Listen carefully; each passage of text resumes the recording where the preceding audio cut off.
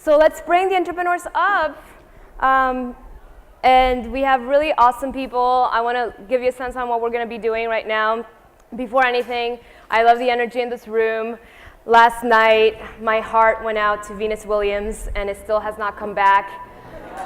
So just getting your energy is really, really helpful. Michelle, what are you doing? I don't know, I'm coming up, man. Heather, we're behind time. Here we go. Sit. This is going to be a super comfy, not really, it's going to be stressful, conversation. Uh-oh. Not compared to founding. Not stressful compared to founding. That's exactly So just to kind of lay it out, as you know, I'm Natalia, Nakis on Twitter. I'm a cis LGBTQ Latina. My gender pronouns are she, her. I'm going to ask you all to just kind of like give your one-liner, your gender pronouns, so we're all on the same page.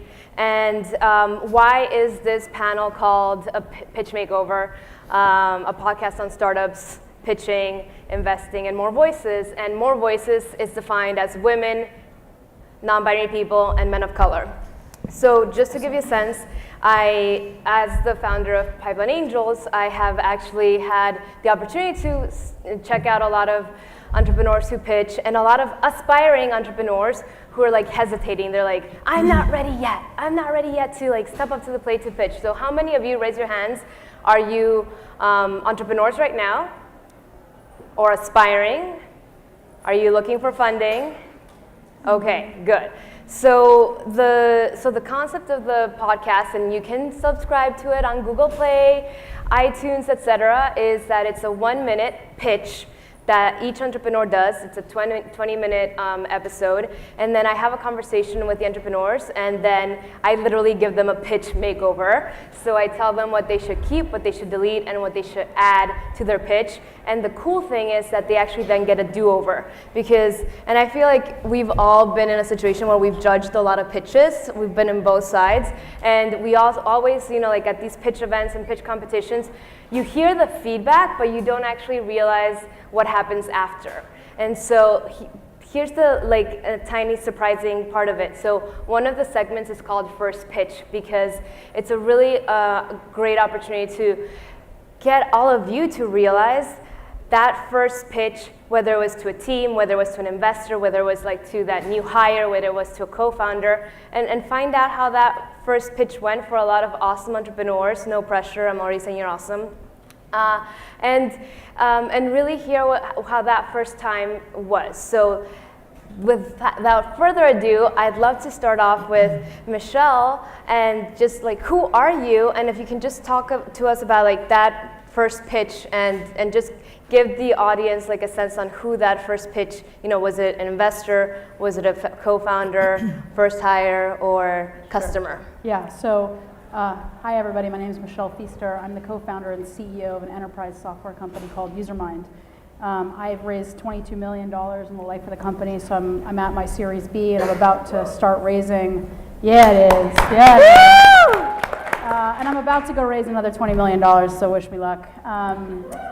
So I've been through a lot of pitches, and I think like founding is basically pitching everyone all the time. We talked about it when we prepped for this panel. So I'll give you 2 stories, if that's all right, on my first pitch, both of which I crashed and burned. So my first VC meeting, so one of my mentors is a VC, but I wasn't practicing with him because I knew he'd give me, you know, he wasn't objective. So I asked a friend, I live in Seattle, for an intro to a good local VC that didn't know me. I meet this guy, he's a DFJ, meet him for a coffee outside a coffee shop. We're sitting in Adirondack chairs. And I basically, by the way, this is, I went through 3 ideas. So I don't know what you guys were like when you founded, but I didn't know what I was founding. Mm-hmm. So I just had a first idea. By the time I actually raised money, I was on my 3rd idea. But so I pitched this guy my first idea, and he looked at me like I was crazy. Like he literally was like, if this is your idea, there's no way you're gonna raise money. And I'm not really convinced you're going to solve a real problem. And I kind of, you know, like the subtext of it basically was you just wasted, I can't get back this 30 minutes of my life that I just gave you for this pitch. And so, I mean, I had a lot of meetings like that. But, you know, I think my big takeaway was it's really a grind. So I, you know, 400 meetings later, probably, between customer interviews and so forth, I ended up raising money and I had a much better idea. But I think my big piece of advice to everybody is expect to fail more than you succeed. Most of the time you're going to get a no, and the most important thing to try and get from that pitch is what is it were you missing on? And sometimes that person will be right, by the way, and sometimes that person will be wrong. I actually asked, one of my mentors is a VC, and I asked him once, why you found this company? It's an amazing company. And he said, I don't know, maybe I had indigestion. I had a burrito for lunch or something, and I was just stupid. So I think, your challenge is when you pitch, kind of knowing when the feedback is good and learning from it and iterating, and knowing when that person just doesn't get what you're talking about and you need to move on. So that was kind of my first VC failure. My first employee failure. So this is my co-founder and I we decided on our idea. We'd each put 30 grand into the company, and now we're urgently trying to build a prototype, right? So I'm trying to go hire my first engineer and a part-time contractor. And I had a guy who I used to work with who I knew was amazing, and I'm thinking, oh my God, he's gonna accelerate my ability to build this thing quite dramatically. And I take him out for lunch and I give him the pitch, and he basically is just this is a stupid idea. I'd never work for you. You have no benefits. Why would I do this? And I'll tell you, on the plus side, it was super helpful for me because my first time trying to close an employee at a startup. I'd hired tons of people at my previous companies, but it was my first time trying to close somebody where there's uncertain pay and no benefits, and frankly, we don't even know what we're building, and who knows if we can even raise money. And so I just realized I had to go after a totally different kind of person. And we ended up hiring a part-time contractor who helped us, and we used some other third parties. But it forced me to be really creative and imaginative, and really realize that who I'm hiring at every stage in the company is very, very stage specific. And I can't go in, it's really ineffective to go pitch people who aren't in a place in life where you're going to close them. If they have kids, if they're happily employed, they have a mortgage, that's not the person who's going to take a risk on being your first employee. So I don't know, my pitch stories are way more about failure than they are about success.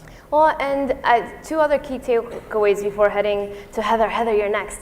Was that it's really the low-hanging fruit. As a local investor, you went out there, and if you're gonna have that experience, better be someone that maybe wasn't necessarily a great fit. It was just a great experience versus that, having been that really investor that would have been totally a fit. So on that end, I did want to see that the other takeaway that I would love for you to think about is make sure to do your homework and research who you're pitching, because oftentimes we talk about pattern recognition and pattern matching, and that that white guy probably would have thought that Yo, the app, which I don't know if you've ever heard of that one, which raised over $1 million in funding, and all it does is say yo. Of course, just imagine who launched it, white guys. And so with respect to that, it's really if for some reason you went to the same school, you played the same sports, or there's that connection. You can then change that that us and them, you and them to an us. So something to keep in mind. Heather, how about you? What sort of first pitch would you like to share with us?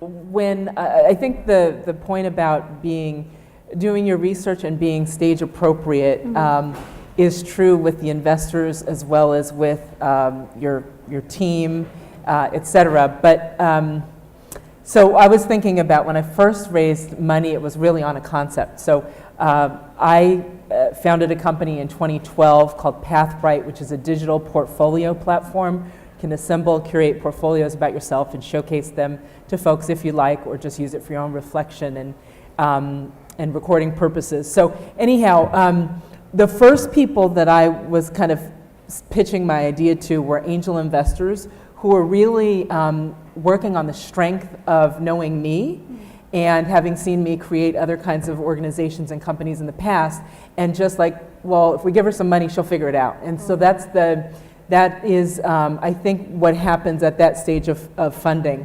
When you get further along and more serious, and there's a lot more at stake, then you really need to talk to people who are at the right stage, and you fit within their parameters, whether it's seed or A or B rounds, et cetera, as well as their domain areas of preference, And because otherwise you're just going to waste everybody's time, and that's the one resource you can't get enough of is your own time.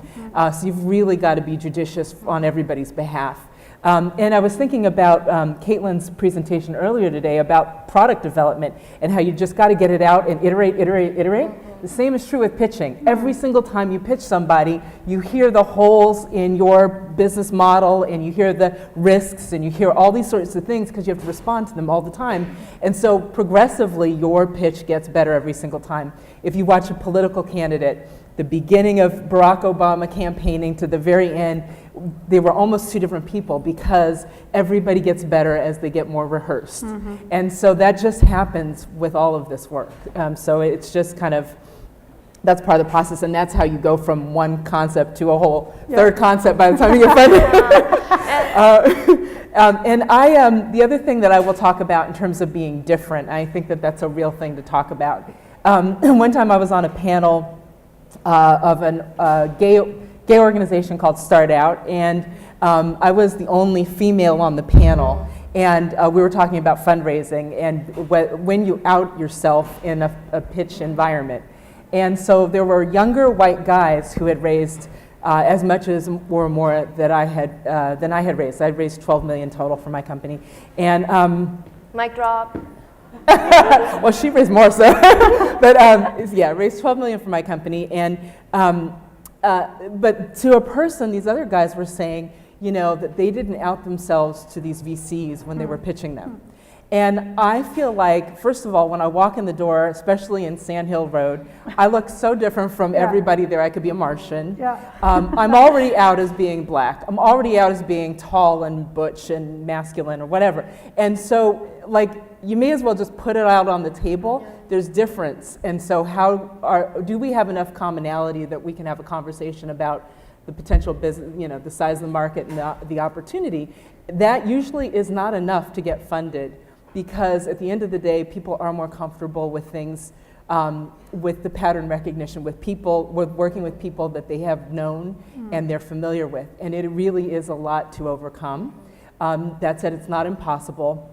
But what my strategy is really trying to leverage heavily my domain knowledge in the education and talent development space, and to really bowl them over with that. And if they understood that space at all, I would get credit for that, and it would hopefully overcome some of the other perceived risks. And Heather, you bring up 3 important points. The first one is, just as a reminder, and as much as there are these the power dynamics are a little bit inequitable, shall we say, that at the end of the day, it's also a two-way street, and it can be a longer-term relationship. So this is also... Yeah, and if you are lucky enough to be funded, then you are in deep relationships with these people. Yes, they better be the right people.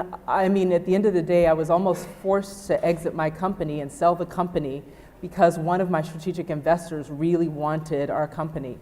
And so you really need to know, and you need to shop around as much, if not more so, than the investors do. They have less risk because they're so diversified. You have one company, and you need to be really careful about who's part of it. So Sharon, I'm about to head to you. No worries. I'm holding the space, so get prepared. At the same time, you, Heather, reminded me also about a couple of our portfolio companies at Pipeline Angels, and just to kind of take a step back and talk about the funding continuum. Generally, we talk about bootstrapping, then friends and family round, then angel round, then venture capital round. And so one of the issues in terms of really getting more voices at the table is that oftentimes we might not have the friends and family for the friends and family round. And so that's actually where our members, they provide that critical early capital injection to get these companies through the pipeline. And an example that, actually I've started quoting Rihanna, so I'll just put it out there. I've started saying that if we really want to see more voices, entrepreneurs shine bright like a diamond, we need to invest in the diamonds in the rough. See what I did there?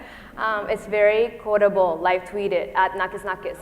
And so, with respect to that, one of our portfolio companies, you probably have heard of them. They won a Lesbians Who Tech Summit pitch a few years back, Blendor, which was launched by a queer black woman, Stephanie Lampkin. So Blendor is a Pipeline Angels portfolio company. Their new tagline is phenomenal. It's people analytics and AI to outsmart unconscious bias. And she just recently was on the cover of The Atlantic. She won Google Demo Day. Our members invested in her over a year ago. So it took Google over a year to realize the potential that our members saw. So in as much as we and the reason that we're here and the reason that we're supporting Leanne and her team is because we need to disrupt the system. We also need to create the runway to support entrepreneurs while we're disrupting the system to actually make it in the status quo. Yep. And so the reason I'm bringing that up is because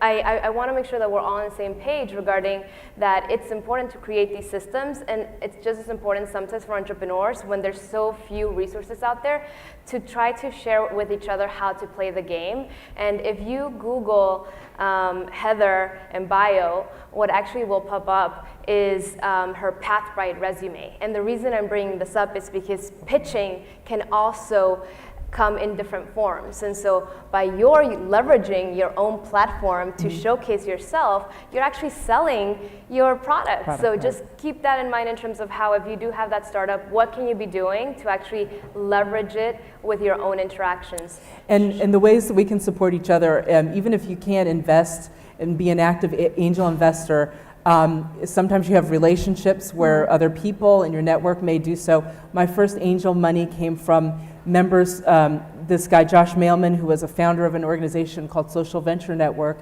and I was on the board of the organization he had created, so he knew me through those channels and then would take a chance on me. The other thing I was going to say though is a lot of you who are at companies and you get pitched to try different technologies and work with different kinds of vendors, stand up for trying to work with people from this community. And it's something that now I'm doing some work with Bill and Melinda Gates and their foundation, and I'm consistently trying to diversify the vendors, the players we work with. So they just don't see what's going on in Seattle. So let's make sure that we get to Shone.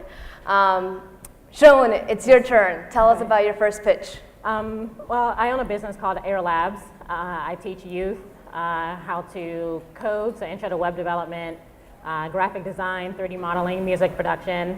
And my first pitch was to a room of, potential customers. And what I do is that I do more of a storytelling approach, and that seems to really grab the audience and get them coming to me after the pitch to ask more questions, and I can give more details. And even when there's a panel of judges, they're more invested in what it is that I'm talking about and the goals that I'm trying to reach. Especially because I'm trying to expose more youth of color to technology education, because I feel like they don't get the same opportunities as their white counterparts, and they don't really get to see people in their community or in media that look like them, that are techies or engineers or whatever it is. And but yeah, storytelling is my approach, and I always try to make the connection between my parents coming to this country and really investing in technology, especially in the 80s when nobody had really a lot of access to computers.